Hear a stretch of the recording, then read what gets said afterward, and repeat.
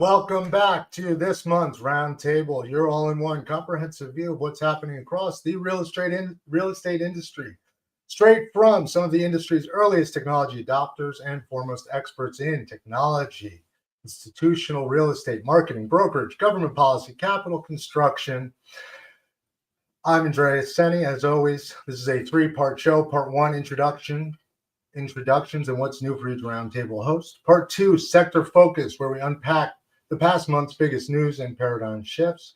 Part three, what does all this mean for your real estate businesses and what can you do for the next 30 days to outpace your competition?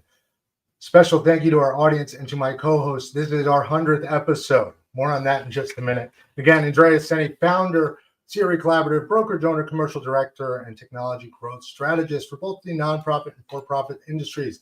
And joining me this month is none other than Dan Wagner, VP of Government Relations, Senior VP of Government Relations at the Inland Group of Companies. Dan, welcome back for our 100th episode. It's an honor to be here. And of course, since we're so close to the holiday, I have my Santa Claus cup. So we would be remiss if you didn't have the cup on. Excited to see the latest and greatest from Inland, and not to mention the decorations that you are now famous for. Also joining us, none other than Professor Darren Hayes, CEO of Code Detectors and professor at Pace University.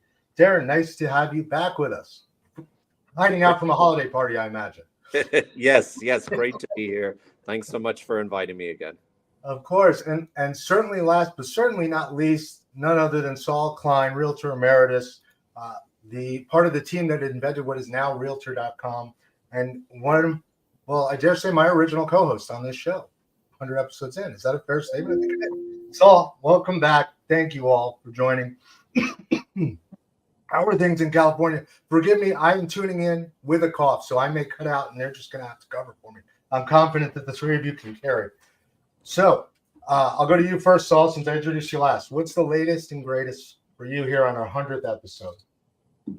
It's hard to believe that this is 100 when you think about how long it takes to get to 100 when you're doing these types of programs. So congratulations, Andreas. You've done a great job in kind of keeping this together, keeping this rolling, and doing all the things you need to do to have a successful podcast. And all we have to do is show up, push the button, make sure we got the right link, right? And so, no, you've done a great job. But what's new and the latest and greatest, I don't know about the greatest, but on October 10th of this year, the governor of California, I won't mention his name, signed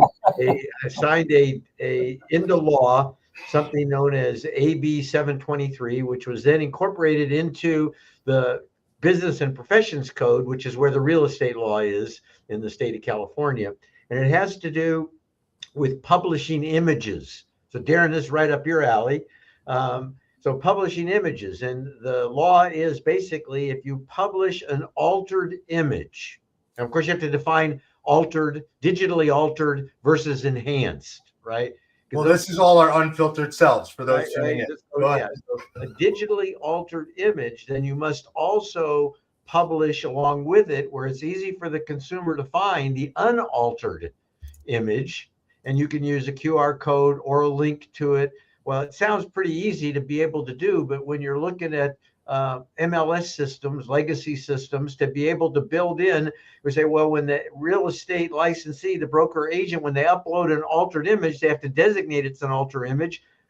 What happens then? Where do you put the unaltered image? And well, I say, well, it's simple. Just put it next to put the unaltered next to the altered image. Yeah, well, that works, except the way that people in the real estate industry typically work, they'll upload stuff and they move them around. That's right. And then if you move them around, how do you know which image goes with which? And so we have meetings every day here to talk about this. This is a consumer protection issue. And, it's in California. Other states are looking at it. We always say things start in California, then they move over to New York. And by the time they get to Ohio, they figure out that they're obsolete and illegal, and they look for a different solution to it. But right now we're dealing with that in California, trying to figure out how do we help our brokers and agents remain compliant with the law, Because what happens at an MLS, we take those images, we take it with the data for the listing, and then we make it available to the portals and to IDX and VOW sites. So we have to be able to, and we're not the ones that are named to have to do this. The responsible party really are the brokers and the agents, but we're providing that information to the Zillows of the world, the Trulias, the Realtor.coms, the Homes.com. We have to help them identify which is the original image, which is the altered image, so that our brokers and agents are in compliance so that they don't risk their real estate licenses. So that's the latest here that we work on every day, because October 10th it was signed. It is effective January 1st. Well, Saul, I'm so happy the governor helped you not be bored because you didn't have anything else to do. So this is great. You have something to do. This is terrific. Well, the MLS are busy, certainly, and puffery and imagery. And, it's funny. I put into, I think it was Perplexity Pro. I had a client, we toured his building, and it was just full of junk. And I said, let me try it. I took my picture, and I went into the AI tool, and I said, clean this up, keep the structure, remove all the boxes and the clutter. And a few tweaks later, I had a brand new looking space that actually was relatively accurate to what we were shooting, except for the mess and everything had cleaned over. And we put in for illustrative purposes, obviously, because if you walk in and it's a mess, it's a problem. And as far as the MLS, I can see that problem. It's not like there's a before and after. It's a big problem. It's a data problem. Well, and you mentioned something very interesting, because the law is not that as definitive as you'd like it to be. And so what if you go in and clean up an image, and it's like you just take the clutter out, that you haven't changed the property, but you've digitally altered. That's right.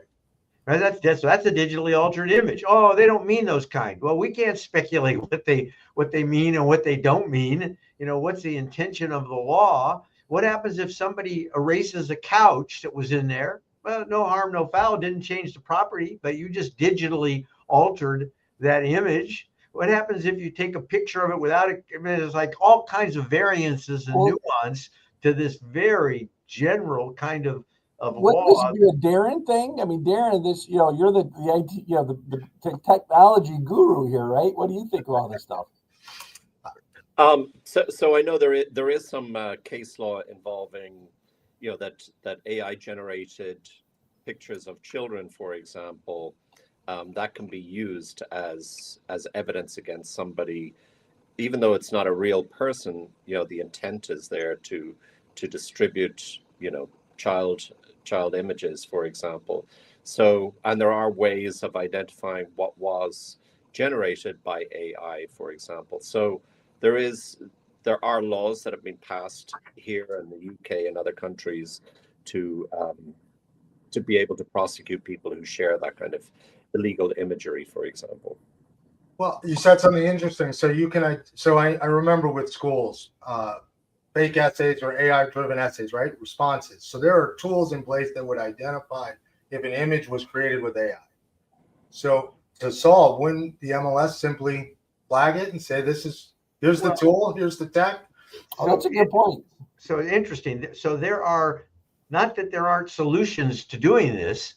It's, can you build or integrate a solution between now and January 1st is the issue, right? And so, we could, ideally it'd say, well, with AI, we could identify, you don't even have to tell us, we could identify if it's an altered image, right? I mean, you have to integrate them into your technology stack. And how do you, in a short period of time? And Darren, you mentioned a real interesting thing. We don't allow photos with people in them. So you can't have people for just the reason you stated. Also, what if the person is a white person or a black person or a brown person? And so now maybe you're looking at fair housing kinds of issues. Oh, yeah. Right? And so things you don't even think about when you think about, or pets. We don't allow animals. This is like, no, when you really start to think about it, you can really get into the weeds over the images that you disseminate for public display. The corner cases are endless, right? And the safe harbor image laws. It's funny you bring up images specifically. For instance, CoStar, which is the behemoth in the commercial space, that's the closest thing to an MLS we have. the way they find and end up suing competitors who steal from them is through those images. And they actually will manipulate the size, put a pixel, 1 by 1 pixel in the image, and they'll tag it and they'll put it in their lawsuit. They'll also change the size of a building by 1 foot, and they'll see it get cloned. And when you talk about responsibility, as brokers, we feed those images in, and then we feed it to the next site, and the next site, and the next site. But if we go to CoStar first, then it's theirs, and they claim it to be theirs. So it's interesting to see how the MLS handled it. I know on our side, we are watermarking things, and more often than not, we're trying as brokers to house it and own it and not give it without explicit terms. But speaking of explicit terms and changes, and I'm going to pivot here before I have a coughing fit. Dan, I understand Inland has a new platform itself that's got to get caught up, or at least be forward facing. Yes. So I'll take it away. So Inland is very excited. We have hired Lou Kruk. Lou Kruk is our new CEO of Inland Institutional. That is our new platform of institutional partners coming in. And the first project is a $250 million swath that we're going to be bringing in for self-storage. So we're building self-storage, and this self-storage company, we purchased Devon about 2 years ago. And so I think Inland now is like the 13th largest owner of self-storage in America. But one of the sweet spots of this, what we do is we go into like an old Kmart, and it's dark, and we go and build a indoor beautiful self-storage that's that has the climate control. You can drive your truck in there. So people are loving these. But the institutional area is new for us. So you have any type of pension fund or any group like that. So we'd come in and invest with what we're doing. So we have all these other areas. Our DST, our investment division, is still growing strong, and we're going to be purchasing hundreds of millions of dollars worth of product to be on the shelf for us in 2026. We have lots of investors. This is just another way to invest in commercial real estate through institutional companies in different areas. So we're real excited. Lou, he comes from the MetLife world, and he is a terrific person. I think he's just turning 50. He's ready to start a new career, going off kind of on his own in this leadership role. And we're excited for him to have this be the end part of and capstone of his career. So he was with, I think, MetLife for over 20 years, maybe 23 or 24. So we are real excited to have him on board, and we couldn't be more happy. So Inland is always doing new things and different things. We've, as you know, purchased land, property in every state except Alaska. We've managed these different properties, and we've had just billions and billions of dollars. I think we purchased $56 billion over our period of being in business for 57 years. And we're excited about going to this next level with Lou. So thank you, Andreas, for letting me give that plug in. I do now, if I could take a point of personal privilege to highlight that, as Saul, you kind of mentioned, this is our 100th show, and it is because of your sheer will, Andreas, that we have come on board. Like Saul said, I'm not organizing everybody like you are throughout the month. And you do that. You make sure that you're marking our metrics. There's a drum roll. What's our metric up to now? So we've crossed 6,000 tune-ins and downloads monthly, which is incredible because by Google standards, that puts us in the top 10% of shows. Keep in mind, the top 5% is the hundreds of thousands of viewers. So while I'm very proud to be in the top 10%, there's a huge gap there, but it's wonderful. I mean, I've won business with this show. I've watched my co-hosts grow, and so has our audience, majority of our audience being 75% here in the States, and then across the world, including the UK, including Ireland, as well as Australia.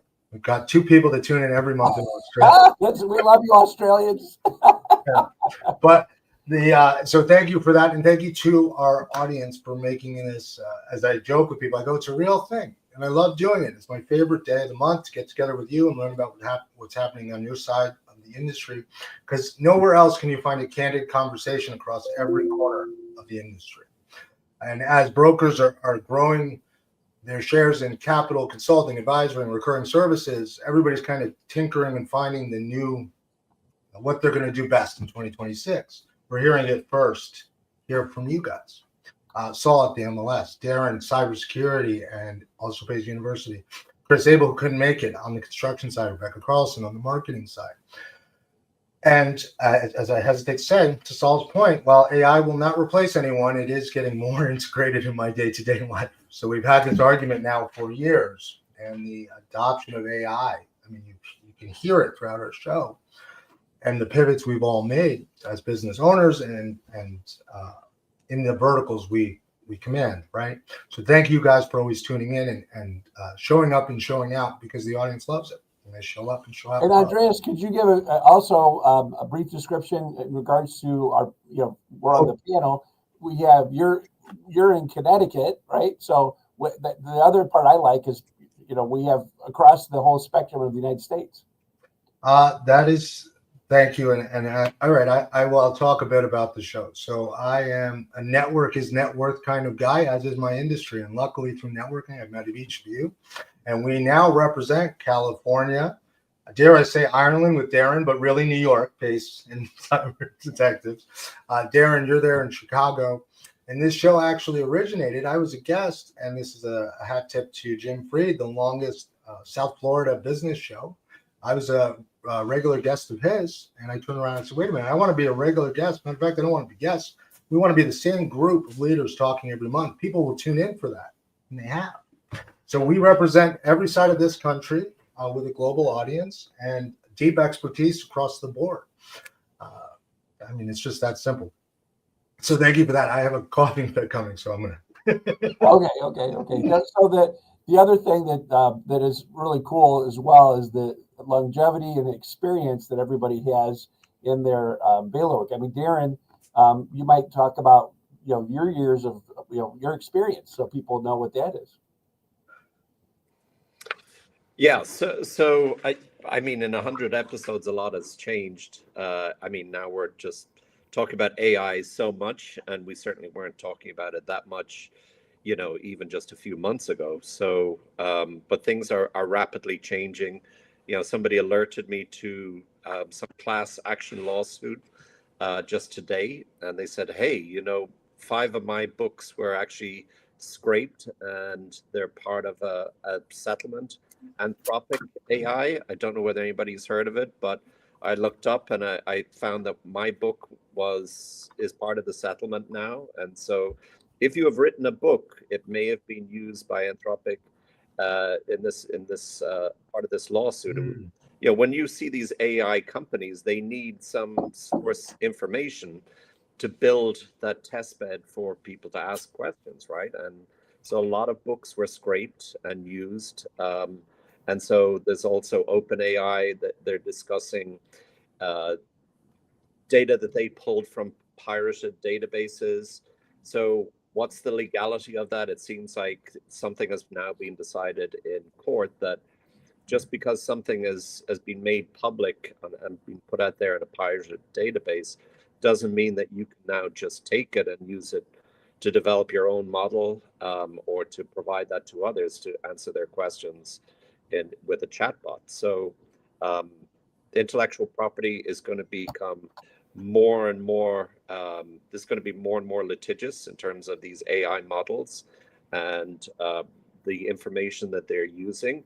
And that begs the question, if you took something from one of these AI models and you used it maybe to build your business or build I was looking at creating a security operations center here and using it to plan out that, and then also create a logo and things like this. But how can I be sure that this logo isn't being used somewhere else, or this wasn't taken from some kind of pirated database, or some of the information that's used in my business report hasn't been taken? So that's a real concern of using AI, because it's not all just generated from nothing. It is coming from some of it from intellectual property. That's a really good point. And you're right. This is like everything that everybody's talking about now. And when we started this show together, that wasn't the discussion points. So, and related to all of this, I know from a legislative standpoint, one of the areas that we've looked into and it's kind of coming around the country are when you talk AI, well, they have to have data centers in order to generate all of the power for these things. And so data centers are becoming, quickly a point of contention for some areas.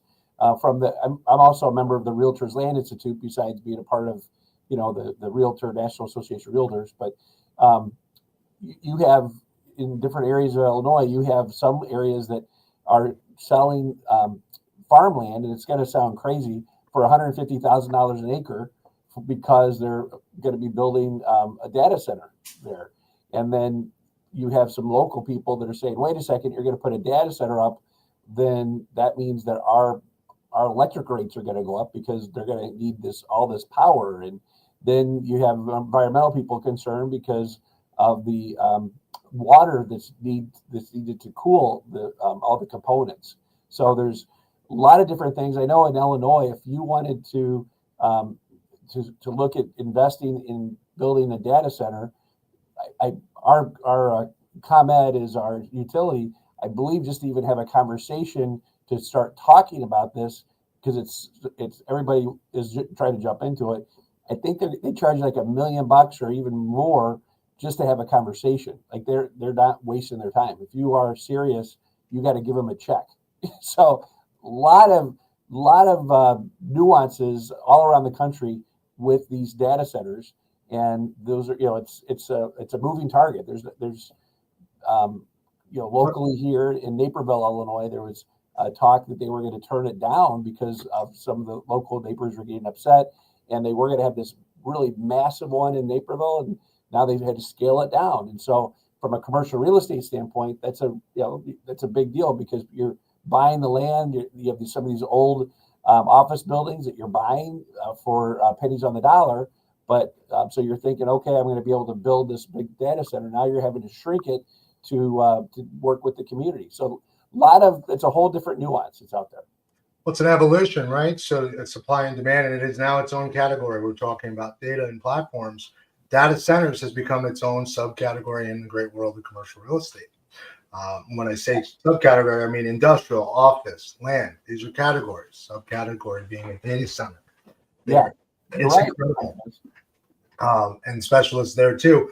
And Darren's being shy. So Darren is one of the top 10 cyber forensic specialists in the country. He came to me in my time of need when I was hacked. So thank you, Darren, for that. He's also a professor at Pace University, and quite a wonderful man to know, and a pleasure to be in business with you and to have you on the show, since he's being shy about it. And then add to that Saul Klein. And I always, I guess I don't say it enough publicly, but I laugh because internally and with my partner in white, I look at the residential world, and the commercial world is following the path the residential world walked. And that path you helped create. Saul, who helped create what is now the MLS, what is now Realtor.com, the original Realtor Information Network. And now I'm out of words, Saul. You got to talk about yourself for a minute. Saul, I'm going to mention about Saul real quick. Saul, you are a legend in this industry. You are a leader who has really helped to create our whole real estate community, working for many years, and people in the association world really revere you. And I got to tell you, this is one of my favorite parts of it is part of working with you. So thank you, Saul, for everything you've done for our industry. You are a legend. No, you guys are too kind. So I'm a great advocate for AI. Not because I don't believe that there could be things that take place that aren't in the best interest. I'm just a great advocate of it. And I was a great advocate of the internet when nobody was. And matter of fact, we named our company Internet Crusade because we believed that we were going to have to go out and say the same thing over and over and over again to convince people that the internet was where the future was. And we actually taught these seminars across the country called Getting Connected, which was taught you how to hook your computer up to a phone line so you could get on the internet and the World Wide Web. And so as I see AI, I just see just huge opportunities. And Darren, I think you mentioned it, just this very interesting point, is that while AI can create original works, the fact is that those original works come from information that could very well be copyrighted. And so I was in a conversation with one of my long-term partners, John Riley, who claims he's a recovering attorney. And we were talking about fair use, because that's something we need to think of. And, how much of this information comes from these sources where do you draw the line? Who draws the line as to what can be commercialized off of somebody else's concepts, ideas, books, because we don't know where it comes when the AI goes out and grabs it. So this idea of fair use, and particularly for real estate brokers and agents who are beginning to use AI in their business, need to brush up on fair use and potential obstacles and things that can get in the way. Now, having said that, again, I'm a great advocate for this, and I'm an advocate for more AI, right? And I understand the fact that it takes a lot of power and a lot of water, and we'll figure all that out as this kind of progresses. So, and there will be things that take place that we're not crazy about, but you know what? That happened with the internet as well. And it just takes time for all this to shake it. I remember when there was the first opportunity for us to have people charge things online, where we'd set up to sell product online. There were domains. You could buy yourname.com, yourteam.com. There was only one distributor of domains at the time. It was Network Solutions. And so we set up to sell that product to people and to take their credit cards online. Yeah. And we're like the first people in the country, probably in the world, to be able to do that. And Mike Barnett, one of my partners at the time, and I remember we were at the LA airport, and we got a call from our office because I don't remember the amount of money, and it wasn't a great amount, but the bank cut us off because we had gotten to the point where people had charged as much money as the bank was going to allow our customers to put on credit cards online, and we had to make all kinds of calls to get them to extend that limit so that people could buy our product, right? So it's an evolution, Andreas. You're absolutely right. And Saul, the other thing is that I remember inland, we were one of the top owners of grocery acre shopping centers around the country, and at one time, and super involved with, we're still involved with the ICSC, International Council of Shopping Centers, and the big issue is how the government put the thumb on the scale for internet companies who are selling compared to brick and mortar. And so in some instances, like Home Depot, you could, they were having a price difference of 10% or more on gas grills. You could go on the internet and buy one and not pay the tax.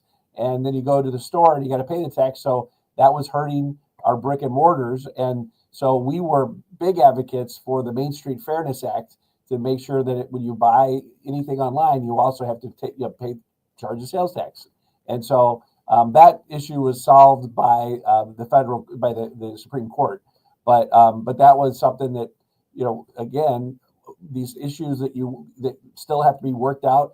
It's when you're talking about a nascent industry, there's always going to be some sort of legislative correction that has to take place, and it's there's always some shakeup.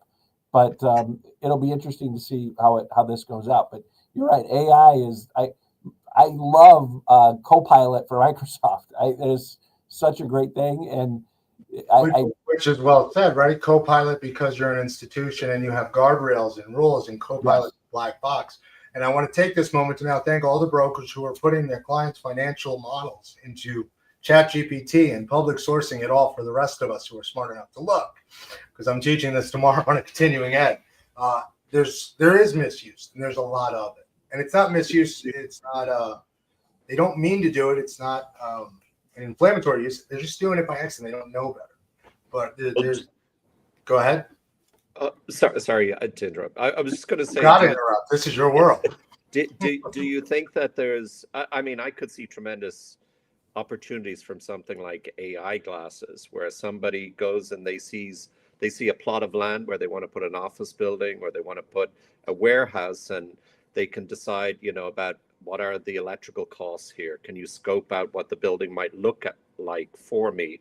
Can you tell me what construction costs are in this area for this building? Those kinds of things, traffic. What's the traffic like in this area?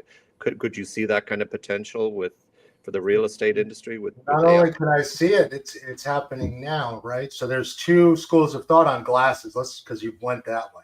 There's the audio only version, because when you talk about glasses, one of the concerns would be, and they exist today, and I won't name them, but you have the Jarvis Iron Man type. It records 24/7, and it's real time, and you can ask it to go back and tell you what you saw or what happened. But the people you're talking with and the things you're looking at, they haven't given you consent in many states, right? And then there's the other version, which even realities, where it's prompted by audio and conversational AI, and the applications are endless. But I go back to the age-old statement of garbage in, garbage out. If you don't know enough to know if it's wrong, you're going to be spouting the wrong things to everyone, and therein lies the problem. So it's funny you brought that up, because I've been looking into them. I will admit, AI answers my phone. It helps me read my emails. It takes notes on my meetings, but it's still not going to answer my client's questions. Andreas, here's something that people are going to learn how to use AI. So most people don't even know how to use it. And once you start to get into it, you start thinking about the things it can help you with. And I'll give you kind of a real estate example. My wife and I have lived in the same house. She bought it in 1967 in San Diego. So we've been there. I was born then, Saul. Huh? I was You were born then? in Oh, you were born then. It was a great year. Janie bought our house and you were born. Yes. And so we've been in this property for so long, and she's a gardener, and we have just amazing. It's like a botanical garden. But we're just kind of like hobbyists, right? So we don't know the names of the plants. And so the other day I thought, I'm going to take a picture of one of these plants and ask ChatGPT, what is this plant?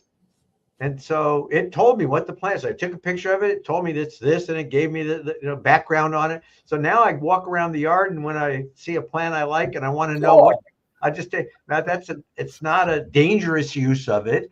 If it's wrong, it doesn't matter. But it's fascinating to me to be able to identify things like that. And so then there's all kinds of things you can do like that. And I use ChatGPT and a couple of other large language models to basically search for me. Oh, yeah. It's a new way to search for me. Well, and whether you'd like it or not, most search engines are doing it, right? They've already switched you over to the AI model. Google is one of them. It's phenomenal. I mean, I'm the, I think last time I told you guys, I'm the acting, besides being the chairman of the Illinois Chamber, I'm the acting CEO and president right now. And I'm having to go meet with the consul generals in Chicago. I just met with the Romanian consul general and the Taipei and Indonesian. And it is so wonderful. It's like having a staff person. I'm like, put a briefing together for me of, Russia or of Romania, and then boom, it's just everything's at my fingertips that before would take just possibly days to study and to research, and it's just like boom, right there. It's crazy. It is incredible if you can use it well. It's incredible. So I make that joke about the models, but let's take Inland, vertically integrated company like Inland. If you had glasses and you had augmented reality in your glasses and you're looking over your portfolios, you would see if you're doing a tour and you're the property manager, when the leases are expiring or what were issues and flags in real time. But to your point about meetings, I mean, I use, and I'll give a shout out to this company, I use Motion. And in the morning, I get a briefing of everybody I'm going to meet and who they are and what they've done. And in the evening, I get yelled at. And it tells me what I did wrong all day and what I did well all day. But it's incredibly helpful. And I still go back to my age-old saying, as long as you treat it like a day one intern. Because at the end of the day, it wants to sound smart. So if it doesn't know the answer, it's like a little kid using big words that it thinks go together. If you're not smart enough to know when it's wrong, it can be wrong in a big way. Great point. Great point. You can tell it it's wrong though, and then it'll apologize for being wrong, right? There are actual studies that if you're abusive to it, if you're not nice to it, it'll give you worse responses. I've read something on it. But I mean, I will tell you, this is another, just a point. So I'm on the board of the Three Fires Council Scouting America as a volunteer. And I want to get more kids off of the internet and off of AI and everything because they need to get into the nature and be out there and camping and know what it's like to get off of that stuff, because now it's so hard for kids to have these one-on-one interpersonal skills because of these things. So that's the other flip side of all this stuff as well. So we need to make sure to let kids be kids and and to have real relationships as opposed to these AI stuff too. So that's the other thing to worry about. That's a huge point, right? And Darren brought up child misuse of AI with children, but I think today, and I go, wow, if I had AI when I was growing up and learning, and I had someone that could pace me like a runner in my education, yeah, probably, or maybe go further, faster than my peers. But all of a sudden, you're in an echo chamber of yourself and your AI partner. And Darren, you're in education. I mean, you're facing this on the daily, and that's a scary thought. You won't even know if someone's off the rails or where they're headed because they're not having human interaction. They're having fake interactions. And I think, Darren, I'm going to let you speak on that because your Pace University's got to be dealing with this day in, day out. The AI problem. Yeah.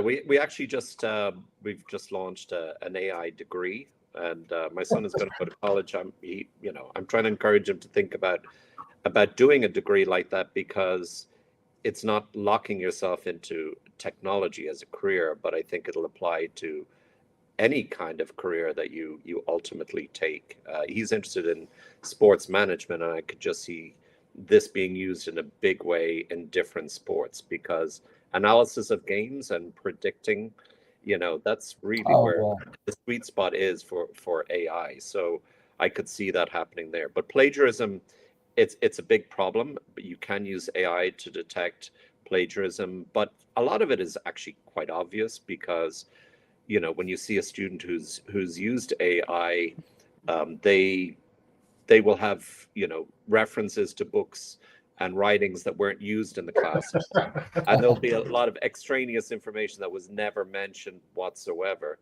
And so you can really, it's really quite easy to spot, because what you covered in a particular lecture, and when they start adding all this other stuff in, that this is not their work.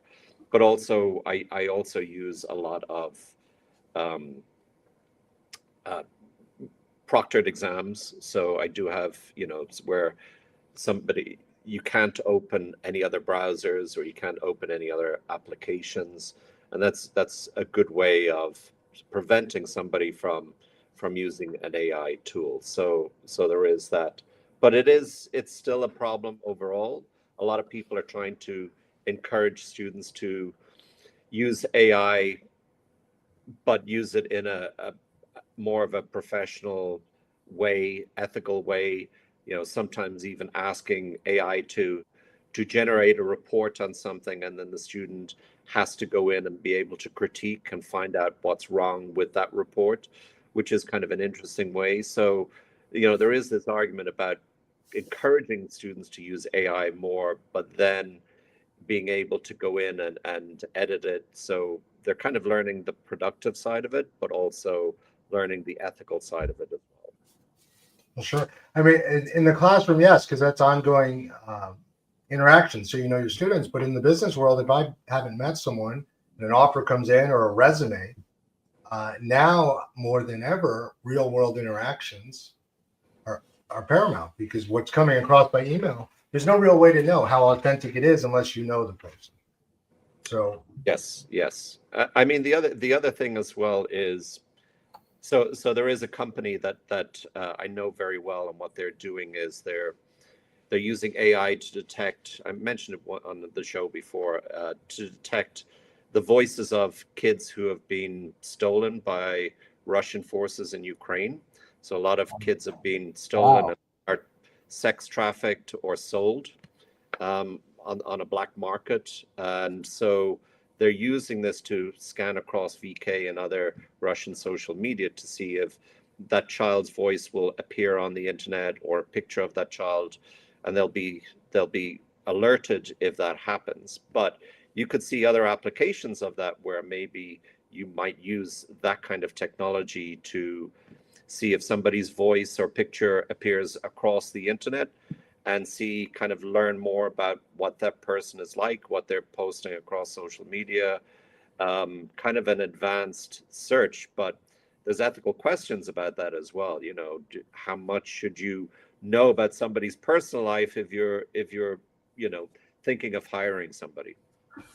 So can I run this background check, but a more advanced one? Because in China, they have a persons, I forgot what it's called. Saul, you gave me the book or recommended the book. I've read about this in. It's not a credit score. Yeah, it's a person score, and who you hang out with impacts your score. And if you're rude in a restaurant and you don't tip, all these things go into it in real time, and it's incredibly invasive. But to your point, not just voice and identifying stressors. I think everyone here has language of sales training, mirroring, but take those AI glasses and have it tell you, hey, this person is interested. Those are buy signs, or they're stressed. I mean, there's so many applications. Could an insurance company use that to see how much of a risk you are for life insurance or for travel insurance? What's this person's lifestyle like? So that's another application. Removing the actuaries or becoming, because that's all data driven. Sure. Wow. The life score and invasiveness of AI. I just had this conversation with my partner in White, because we now have Alexa in most rooms, and it's tuning in all the time, right? And listening all the time. And if we bring up something, there's the ad 10 minutes later, 2 minutes later on our TV. But used the wrong way, invasively, I'm sure it would know a lot about us. Then again, we have 100 episodes together, so the internet has a lot of. One thing I would just mention is, before all this talk about AI chatbots and OpenAI and Copilot and all of this, there was a cybersecurity company that I met with before, and they actually assign a risk score to each employee based on the type of access that they have to certain data in the company. So if they have like personnel files or something, they have a higher risk score. But they also, if this person travels, and where do they travel? Do they travel to China or other countries? Their risk score goes up. But they also add into that things such as their personal life. So if this person was stopped for texting or DUI, that also feeds into that risk score. And also, if that person goes through a divorce, or they have a child in positive or negative impact, but that would be a negative, because they could be potentially compromised if they have a lot of debt from their university or from their kids' university, or they're paying alimony. And so there's this whole other ethical question about, can you really mix somebody outside the business and use that for, a risk metric for that employee? So I met a company at CRETech, and they are in stealth mode, meaning they are going to go unnamed for now and until they're ready to announce to the world. But they are actually in real time, and Saul, you'll love this, grading and rating buildings. And what I mean by grading and rating buildings is, does that roof need to be replaced? When does that roof need to be replaced? How about the windows? How about the walk? All of the things that are costs and capital expenditures that impact the pricing of the building. And since Saul said it first, he was internet crusades, and dare I say, Inland may have been the first one to do a DST online. Maybe at least you created DSTs. Here we are, almost ready to rate and trade buildings.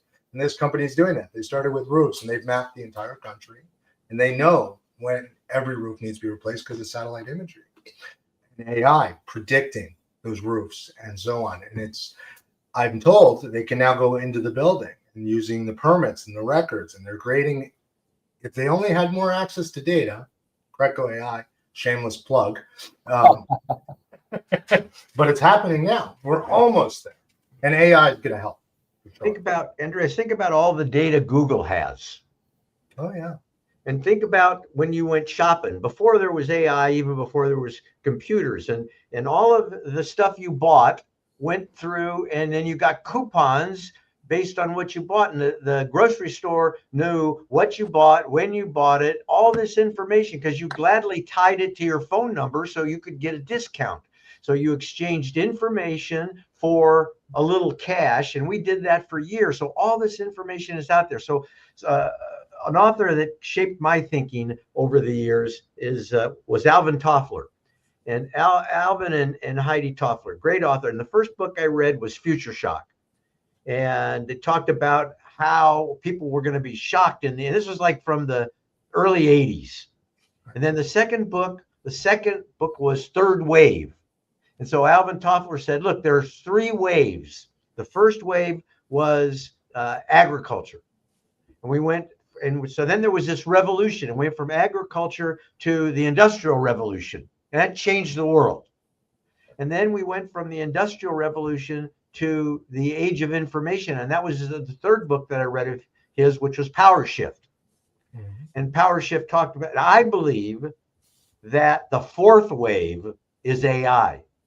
And that AI will change the way human beings work and interact in ways we can't comprehend, just like we couldn't comprehend what the internet would do, just like we couldn't comprehend going from an agrarian society to an industrial society, what major changes would take place. And I believe AI is the next wave.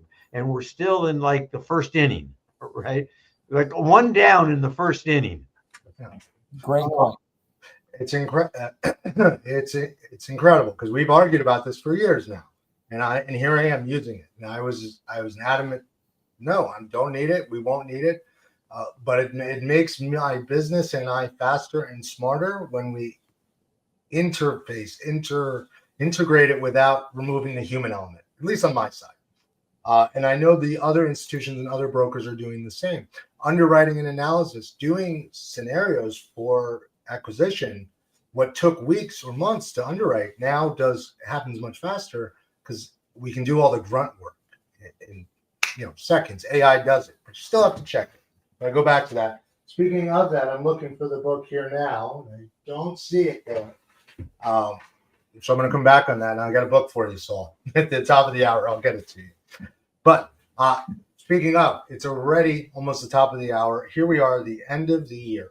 2025 in our 100th episode. What is the biggest piece of advice you could give our audience, the world, your sector, based on everything happening today and everything you plan on doing for Jan 1, 2026?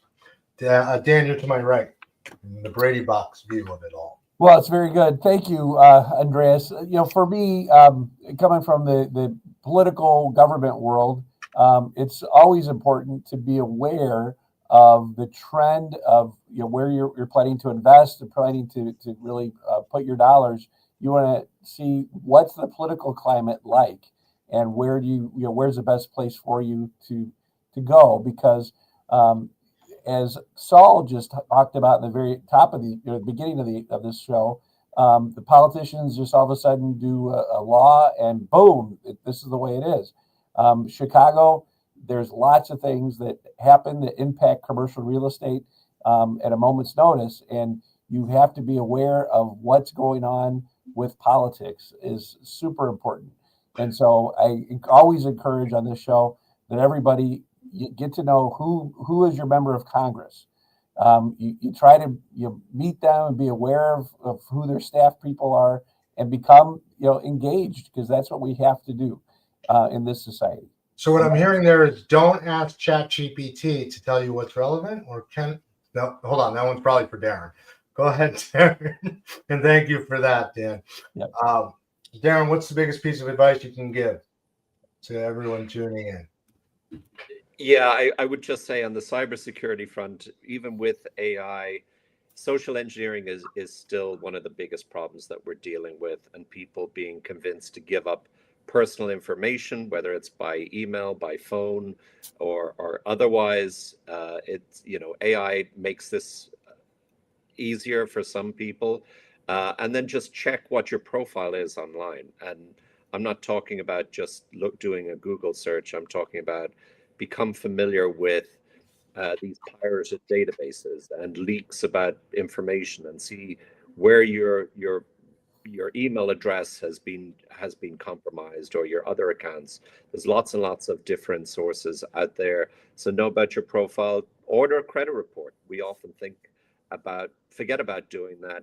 That will tell you a lot about what's going on. I think I heard a figure one time that as high as 40% of people's credit reports have inaccurate information, and some of that is related to identity theft. So it's free in New York. Maybe it's free in Illinois and California as well, and Connecticut. But do that. It's really important. Well, if you apply somewhere and get turned down, they'll give it to you for free. But there are apps that'll give it to you for free as well, I believe. No, and thank you for that. It's just an incredible time as the industry evolves. And I will note, because we're on the cybersecurity subject, I'm seeing more and more of my colleagues have to send out emails that they've been breached. Right? They get their email hacked, and then they send an email. The bad actor sends an email. Here's an offer for such and such property, and it's got the right address and it looks legitimate. Only I know that I'm not expecting an offer. They've never seen said property. And I get on the phone, I call them and I alert them, and 9 times out of 10 now it's, oh yeah, I've been hacked. And we're working on it. It's a crazy world, right? Sorry, I'm overly cautious thanks to your help, Darren, years ago now. And I know the MLS is doing everything it can over in San Diego. I'm running through this quickly. So, Saul, what's the best piece of advice you can give to our audience? And it is a global audience. Well, you ask that every week, and it's like you run out of things to say. I don't think you've ever run out of advice. This whole statement, it was like Thomas Duell. It's not true, but it was on the internet, so it must be true. Who was ran the patent office in 1890 or something, and he wanted to close the patent office because he said everything that can be invented has been invented. Now, that's not a true story, but it makes the point, right? And so I would say that AI is something that you need to stick your toe into. And it doesn't have to be about your business, like the example I gave where I take pictures of plants and flowers. But the more you start to use it just to help you to do things, not related to your business necessarily, you'll get to that. But just find ways to use it in your everyday life, and you will be amazed at the things that it can do. And that will give you more confidence to use it in new and different ways. And remember, we're still at 1 down in the first inning. And then something else. This book is an old book. I bought it years ago, but I went and got it out. You can't see it. It's data rights management. Data rights management. So you're putting all this information. Who's got the rights to that information? And so people don't pay any attention to this. And so start to think about, use AI in everyday ways, and be alerted to the fact that when you're putting information out there, particularly if you're in the real estate space, somebody is going to claim the rights to your information at some point in time. So just know about it. There's lots of information. You can go to ChatGPT and ask it about data rights management, and it will tell you all about managing data and data rights. And at the MLS, just to briefly, what you mentioned, Andreas, is that we know that people load images. Those images go to sites like Zillow and Google, or they go to different places, and then people can have access to those images, and then they can take that image, and then they can say, buy this property for $2, right? Buy this is the $1 million property. Buy this property for $10,000. If it's too good to be true, it probably is. It could be a stolen image that somebody then, right? Or it's for rent. All we want is your deposit money. Oh yeah. So meet us at the property. Here's the property. Meet us at the property. And we'll give you amazing rent on this property. So there's all this fraud that's taking place as well. So you need to be alerted to that. But don't let that stop you from playing with the technology. As an old friend of mine used to say, you've got this keyboard, hit every key. You paid for them. Okay? Learn how to use it. real-time data in real estate is 30 days old. And as brokers, we input up-to-date daily data into our systems. And here at EAC, we use an unstructured database and couple it with CRECo and Notion and all these things because the data is valuable and we want to own our data. And I mentioned that early on in the show, as does Inland, as does Pace. I mean, everyone now has these guardrails on different data in different places, which is why I joke, when you upload that client portfolio analysis to ChatGPT instead of Copilot, you're giving me access to it because I know how to search for it, and so do others. So that is spot on. And I love if it's too good to be true, it is, because that really is the best advice you can give. AI is the best. Saul is the best. And I will parallel that with, Becca's not on for the marketing statement, but I've noticed a shift in commercials. And the one thing I think is it's AI has leveled the playing field in many instances. People that could afford giant budgets to do that underwriting, to do that marketing, they're all plugging into AI at the same price, and it's very little. So in that right, Saul, use every key because it's free today. May not be free tomorrow. Or you paid for it. Yes, and you paid for it actually. And this is my hat tip to NAR, Realtor property resource. Every realtor in the U.S. pays for that. Yeah. We love using it, and I love talking about it in continuing ed. And for those that don't know, Realtor property resource is probably one of the foremost technologies out there. It has a site selection process. It has the aggregate of some MLSs, depending on what you pay for. It's a robust tool that you pay for because you didn't read the terms and service as you pay your dues every year, which is my piece of advice. Read the terms of service in whatever you do, because I'll never forget Darren's advice to me way back when. You use Waze, you can't use Waze. It tracks and resells everything about you. Haven't you read the terms and service? Right? So thank you again for that. I want to again thank our audience for tuning in on repeat. I want to thank my co-host. I want to give a shout out to Reagan Mendoza for making us look incredible.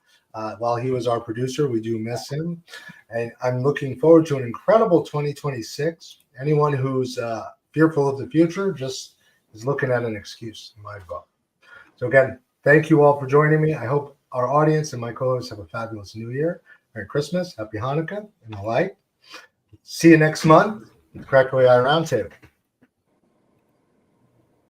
Thanks for tuning in to the Real Estate Roundtable, powered by CRECo.ai, your source for the latest in real estate and technology. For past episodes, sector interviews, and more great content, follow us on all social media and YouTube at CRECollaborative. You can also find us anywhere you listen to podcasts. Please like, subscribe, and share. It really does help. Thanks again for tuning in, and we'll see you at the next Real Estate Roundtable.